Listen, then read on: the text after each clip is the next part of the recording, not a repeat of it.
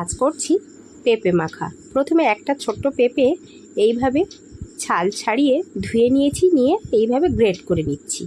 এখানে দুটো টুকরো পেঁপে আমার গ্রেট করা হয়ে গেছে। পেঁপে মাখা কিন্তু খেতে ভীষণ ভালো লাগে।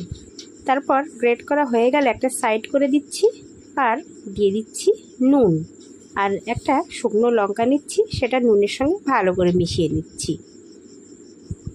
তারপর দিয়ে দেব তেঁতুল পানি। আগে থেকেই তেঁতুলটা ভিজিয়ে রেখেছিলাম।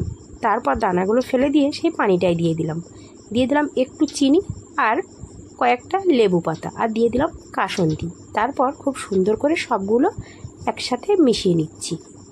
তোমরা কারা এইভাবে পেঁপে মাখা খেয়েছো অবশ্যই আমাকে কমেন্টে জানিও। এইভাবে পেঁপে মাখা খেলে কিন্তু খুব ভালো লাগে। তারপর দেখতে সুন্দরের জন্য আমি একটা লেবু পাতা দিয়ে দিলাম। অবশ্যই একবার হলেও এই